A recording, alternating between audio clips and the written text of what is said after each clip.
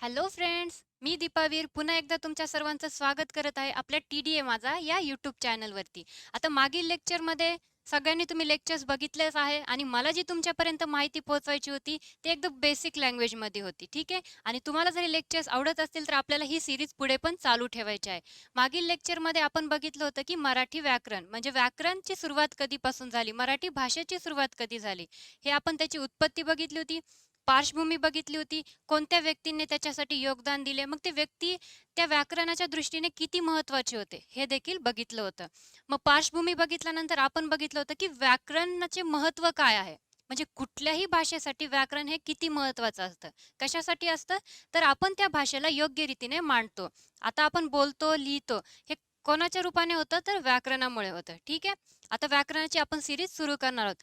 Last टॉपिकमध्ये भाषा हा topic मी सुरू केला होता. मग भाषेला आपण काय म्हणणार होतो, की आपण ब्रेक करणार होतो भाषेला. मग त्याचे स्वरूप बघितले, त्याचे प्रकार बघितले.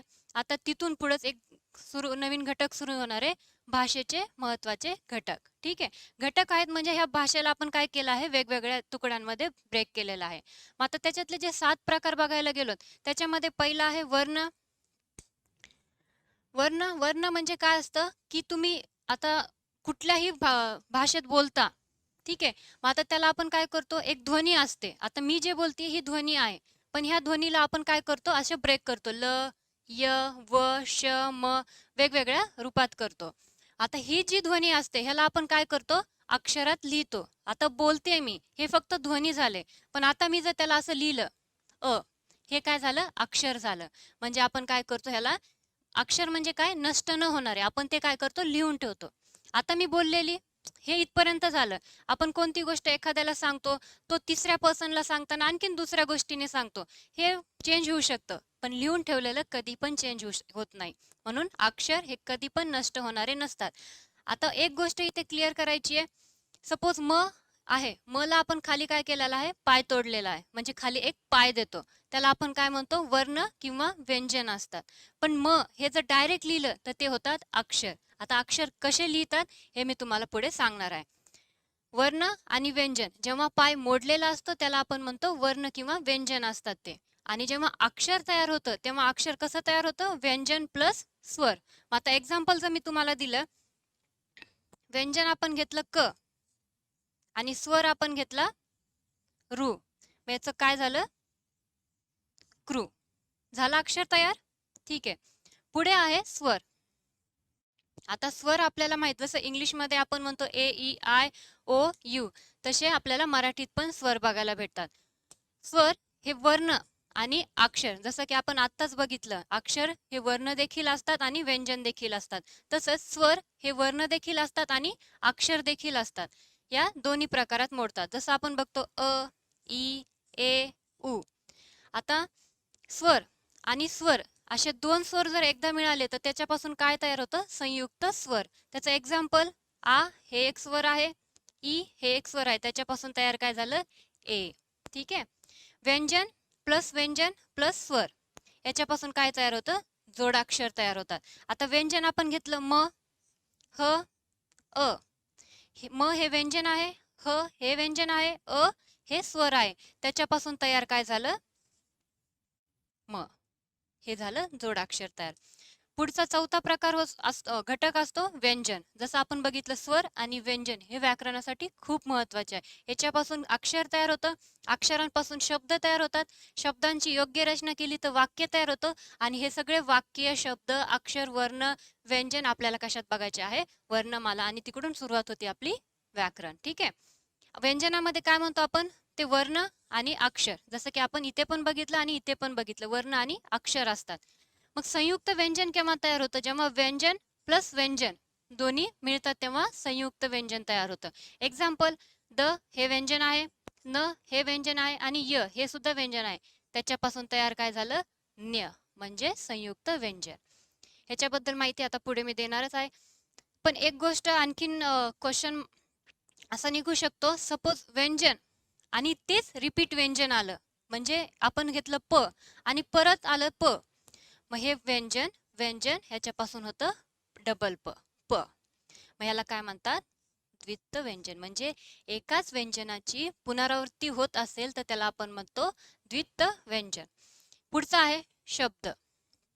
आता शब्द इथपर्यंत आपण बघितलं एक वर्ण असतं अक्षर. आता मी अक्षराला जर असं लिहिलं र भ त, काही मिनिंग निघणार याच्यातनं? नाही निघणार. मग आपण याला जर योग्य रीतीने लिहिलं, आता सपोज इथं मी असं लिहिलं भ र त, नाव तयार झालं. इथे इथे कुठला तरी मिनिंग येत होता की नाही येत होता, कारण की र भ त कुठलाही मिनिंग होत नाही. मग यालाच मी योग्य पद्धतीने लिहिलं, काय नाव तयार झालं? भरत. इथे आहे ब क द, कुठला मिनिंग निघतो याच्यातून? कुठलं नाव एक निघतं? नाही निघत. मग याला जर मी योग्य रीतीने मांडलं तर काय तयार होईल? ब द क म्हणजे बदक. ठीक आहे. म्हणजे आपल्या, आणि हेच जर शब्द वाक्यात आपल्याला बघायला भेटले आपण त्यांना काय म्हणतो? पद म्हणतो. ठीक आहे. आता शब्द, शब्दानंतर आहे वाक्य. जसं की मी तुम्हाला सांगितलं आहे अक्षराचाच मिळून बनतो शब्द, शब्दाचं मिळून बनतात वाक्य, आणि हेच वाक्य पुढे व्याकरणामध्ये येतात. आता वाक्य, वाक्याची डेफिनेशन काय असते की पूर्ण अर्थाचे शब्दसमूह. म्हणजे तुम्ही शब्दांना जर योग्य रीतीने मांडलं तर त्याच्यापासून काय बनणार? वाक्य बनणार. आता मी शब्दांना मागे पुढे केलं तर ते वाक्य होणार नाही. ठीक आहे. आता मी बोलली नाव माझे वीर दीपा आहे. मग आता सपोज हे थोडंसं मागे पुढे झालं तर मी असं बोलली माझे नाव दीपा वीर आहे. हे कसं झालं? पूर्ण वाक्य झालं. म्हणून तुम्ही किती विशिष्ट क्रमाने शब्दांना मांडता त्याच्यानुसार वाक्य तयार होतं, आणि हे वाक्य व्याकरणासाठी खूप महत्वाचे असतात की तुम्ही कशा प्रकारे बोलता. ठीक आहे. आणि सगळ्यात महत्वाचा घटक म्हणजे व्याकरण. भाषेचा सगळ्यात महत्वाचा घटक कोणता असतो? व्याकरण असतो. आता व्याकरणाची व्याख्या आयोगाने अशी केलेली आहे की भाषेचे शुद्धीकरण करणारे शास्त्र. त्याला आपण शब्दशास्त्र असं देखील म्हणतो, कारण की पूर्ण खेळ कशाचा असतो? शब्दांचा असतो. अक्षरापासून शब्द, शब्दांपासून वाक्य, आणि हे पूर्णपणे काय असतं? एकावर एक लिंक तयार होते. ठीक आहे. मग आपण त्याला काय म्हणतो? भाषेचे शुद्धीकरण करणारे शास्त्र म्हणजेच शब्दशास्त्र किंवा व्याकरण. पण त्याचे खूप सारे नियम असतात. म्हणजे आपण अक्षरापासून शब्द केला, शब्दांना विशिष्ट मांडलं म्हणजे व्याकरण तयार झालं किंवा वाक्य तयार झालं असं नाही. त्याच्यासाठी आपल्याला हे पूर्ण डिटेल बघायचं आहे. आता आपण हे पहिलीपासून शिकत आलेलो आहोत. सगळ्यांना असं वाटत असेल अरे आपण हे खूप आधी शिकलेलो, लहानपणी शिकलेलो आहोत, मग आता काय एवढं महत्वाचं? पण आयोग याच्यावरती पण प्रश्न विचारते. जेव्हा तुम्ही प्रश्नपत्रिका अनालिस कराल तेव्हा तुम्हाला कळेल की कुठल्या प्रकारचे प्रश्न परीक्षेत येतात, आणि त्याच्यानुसार तुम्ही अभ्यास करायला हे खूप बेसिक मी नोट्स काढलेले आहेत, कारण की हे खूप महत्वाचं आहे प्रत्येक परीक्षेसाठी. वर्ण काय असतं? ते ध्वनींची प्रतीके असतो. मी बोलते आणि म्हणजे त्याला मी जर ब्रेक केलं सपोज असे वर्ण दिसणार तुम्हाला. ठीक आहे. आणि हेच वर्ण जर मी लिहिले म्हणजे एका कागदावरती लिहिले ते काय तयार होणार? अक्षर तयार होणार. जसं की म म. ठीक आहे. एक आणखीन गोष्ट, म ला जर असा पाय तोडला तर आपण त्याला काय म्हणतो? ते वर्ण असू शकतात किंवा व्यंजन असू शकतात. पण जर खाली पाय नसेल तर त्याला आपण काय म्हणणार? अक्षर असतं. आणि ह्याच अक्षरापासून काय तयार होतात? शब्द तयार होतात. अक्षर व्यंजन प्लस स्वरांचं मिळून काय होतं? अक्षर तयार होतं. स्वर, वर्ण आणि अक्षर या दोन्हींमध्ये असतात. जसं की अ आ इ उ जसं आपण बघतो. संयुक्त स्वर तयार करण्यासाठी काय लागतं? स्वर आणि स्वर. जसं की आपण बघितलं आ आणि इ याचं मिळून होतं ए. व्यंजन प्लस स्वर याच्यापासून तयार होतो जोडाक्षर. खाली बघितलं आपण म प्लस ह प्लस अ, त्याच्यानुसार काय तयार झालं? म, अर्ध म आणि पूर्ण ह. व्यंजन बघितलं, व्यंजनामध्ये वर्ण आणि अक्षरे असतात. आपण सेम बघितलं, पाय मोडून लिहिलं तर वर्ण असतात, पाय न मोडता लिहिलं तर अक्षर असतं. मग संयुक्त व्यंजन कसं तयार होतं? व्यंजन प्लस व्यंजन कळ. आणि जेव्हा रिपिटेशन होत असेल, व्यंजनाचं रिपिटेशन होत असेल तेव्हा आपण त्याला काय म्हणतो? द्वित्व व्यंजन. हा प्रश्न तलाठीच्या ह्याच्यात आलेला आहे. मी तुम्हाला नंतर ती प्रश्नपत्रिका पण देणार आहे आणि आपण क्वेश्चन्स पण सॉल्व्ह करणार आहोत. ठीक आहे. शब्द बघितले. आता शब्दांना जर योग्य पद्धतीने मांडलं तर त्याला अर्थ मिळतो, आणि अर्थपूर्ण शब्दांपासूनच काय तयार होतात? वाक्य, पण योग्य रीतीने मांडल्यानंतर. वाक्यांचंच नंतर सुरू होणार आहे व्याकरण. मग इथपर्यंत आपण एक गोष्ट क्लिअर करणार आहोत की भाषेचे घटक जे असतात ते एवढे 7 असतात, आणि आपल्याला पूर्ण आता हे डिटेलमध्ये बघायचे आहे. जसं की आपण आता बघितलं भाषेचे घटक आहे जे की 7 होते. वर्ण, अक्षर, अक्षरांपासून शब्द तयार होतो, शब्दांपासून वाक्य. आता हे पूर्णपणे आपल्याला कशात बघायचं आहे? व्याकरणामध्ये बघायचं आहे. मग सगळ्यात आधी आपण काय बघणार आहोत? वर्णमाला. वर्णमाला कशाची तयार होती? जी मूळ अक्षरे असतात त्याला आपण काय म्हणतो? मूळाक्षरे. माला म्हणजे एक माळ असते. म्हणजे आपण जे स्टार्टिंगला बघितलं वर्ण, वर्ण आपण काय करतो? त्यांचे प्रतीके लिहून ठेवतो आणि तेच प्रतीके आणि त्यांची माळ म्हणजे त्याला आपण काय म्हणतो? वर्णमाळा, वर्णमाला. ठीक आहे. मग आता वर्णमाला ही एक जर आपण बघितलं स्टार्टिंगला संस्कृतमध्ये तर एकूण 50 अक्षरांची होती. ठीक आहे. मग त्याच्यामध्ये बरेचसे चेंजेस होत गेले आणि नंतर ती झाली 48. पण 2009 मध्ये प्राचार्य अरविंद मंगरुळकरांनी यांनी सांगितलं की जे इंग्रजी स्वर आहेत ॲ आणि अ, जसं बॅटचं ॲ आणि बॉलचं अ, हे दोन अक्षरे इंग्रजी स्वर वर्णमालेत ऍड करावेत. आणि म पा सबनीस यांनी क्ष आणि ज्ञ हे जे संयुक्त व्यंजन आहेत ते सुद्धा वर्णमालेत मांडावेत असा विचार मांडला होता. मग 6 नोव्हेंबर 2009 पासून आपल्या वर्णमालेत एकूण किती आहेत? 52. म्हणजे आता तुम्ही म्हणू शकतात आधुनिक वर्णमालेत म्हणजे आत्ताच्या वर्णमालेत एकूण किती अक्षरे आहेत? 52 आहेत. ठीक आहे. आता हेच आपण जर ब्रेक करायला गेलो तर त्याच्यामध्ये सगळ्यात इम्पॉर्टंट असतं स्वर, स्वरादी आणि व्यंजन. म्हणजे वर्णमाला जर आपण ब्रेक केली 3 पार्टमध्ये तर स्वर, स्वरादी आणि व्यंजने. स्वर स्वर आपण आत्ताच बघितले आहेत. त्याच्यामध्ये काय असतं? ओठ एकमेकांना न चिटकवता जे शब्द बाहेर येतात त्यांना आपण काय म्हणतो? वर्ण असे म्हणतो. मग आता या वर्णाचे जर प्रकार बघायला गेले तर एकूण 4 प्रकार आहेत. रस्व. रस्व म्हणजे बोलण्यासाठी टाइम कमी लागतो. म्हणजे अ, ई, उ, रू आणि रू. दीर्घ बघायला गेलो म्हणजे बोलण्यासाठी टाइम कसा लागतो? जास्त वेळ लागतो. ते काय असतात? आ, ई आणि उ. संयुक्त संयुक्त स्वर आपण जसं बघितलं संयुक्त स्वर कधी तयार होतात? जेव्हा स्वर प्लस स्वर तेव्हा काय होतं? संयुक्त स्वर. ए, ए, ओ आणि औ. जसं अ आणि उ चं काय होतं? औ तयार होतं. ठीक आहे. आणि हे जे दोन आहेत ॲ आणि अ हे आधी वर्णमालेत नव्हते. पण आपण काय म्हणतो? 2009 पासून ॲ आणि अ. जसं बॅटचं ॲ असतं आणि बॉलचं अ असतं. हे दोन्ही पण आपल्या वर्णमालेत आता ऍड झालेले आहेत. मग आता स्वर बघायला गेलं तर किती झाले आहेत? 14 झाले आहेत. ह्या दोघांना वेगळं केलं आहे.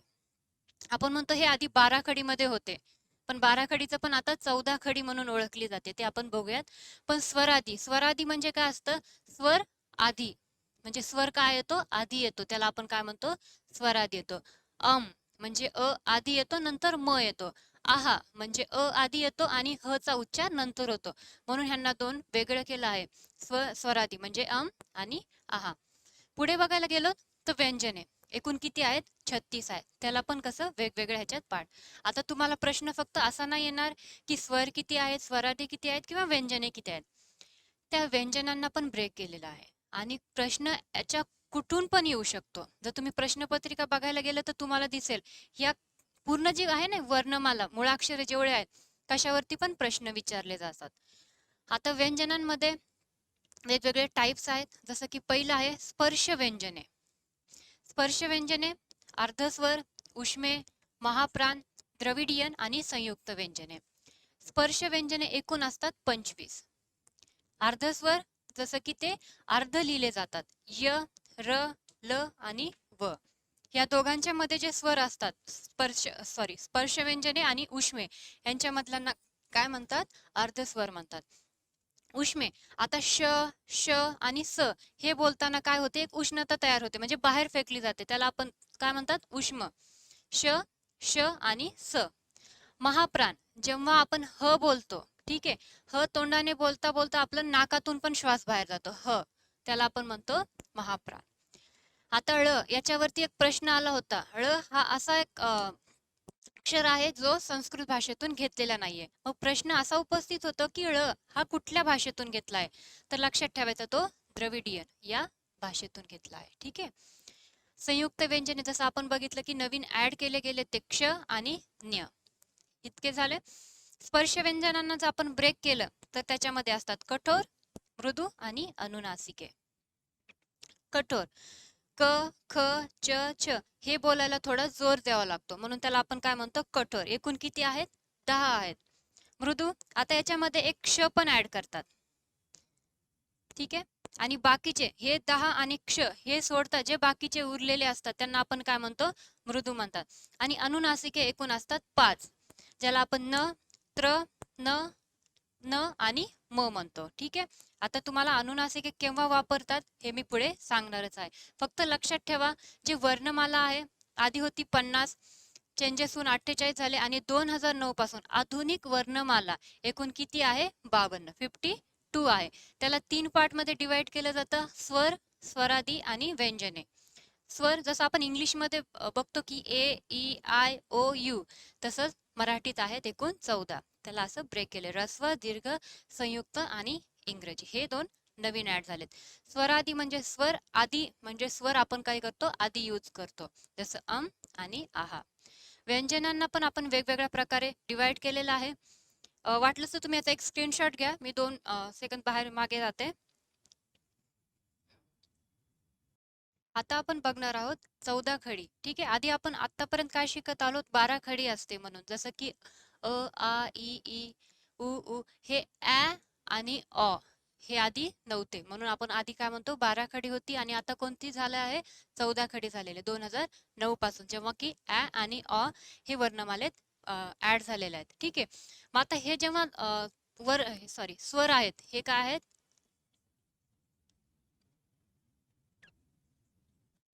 हे स्वर आहेत. ठीक आहे.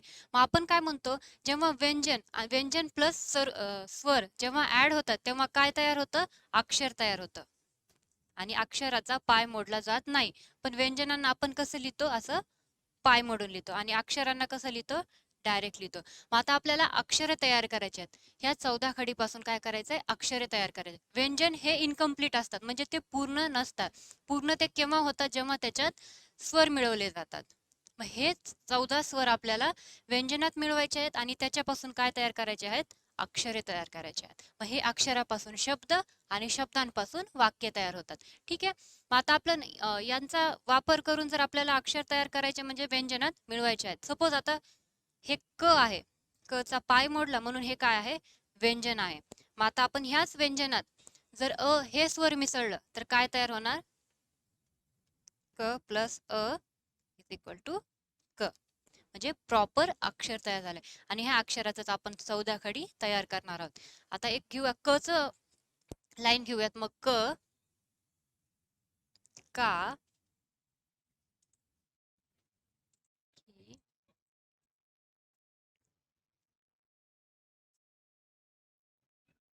कु, के, नवीन ऍड झालेलं कॅ तयार होतं, जसं कॅट.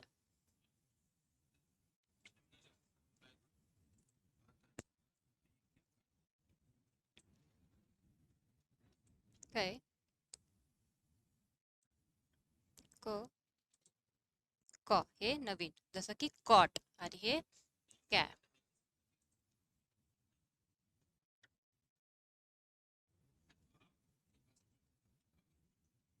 ठीक आहे. या पूर्ण ह्याच्यात तुम्ही एक गोष्ट नोटीस करा की कोणताही अक्षराचा पाय मोडलेला नाहीये. म्हणजे हे अक्षर कसे आहेत, परिपूर्ण आहेत. आणि जेव्हा आपण पाय मोडून लिहितो तेव्हा ते काय असतं, व्यंजन. पण व्यंजनांमध्ये आपण स्वर मिसळवले आणि काय तयार झाले आहेत, परिपूर्ण अक्षर. आणि ह्या अक्षरांपासूनच पुढे काय तयार होणार आहे, शब्द. ठीक आहे.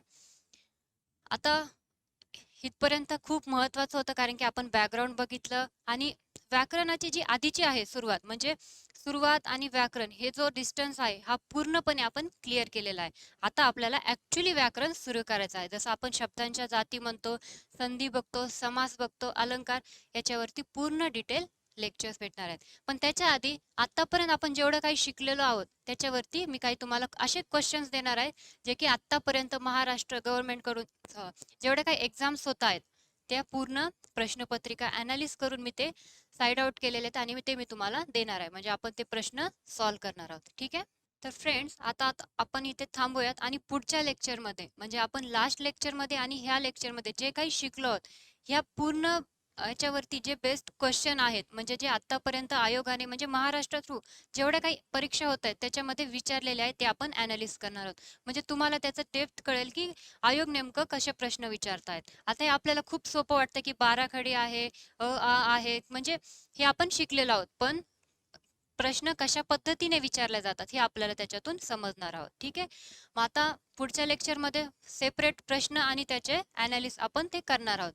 या लेक्चरसाठी मी तेच थांबते.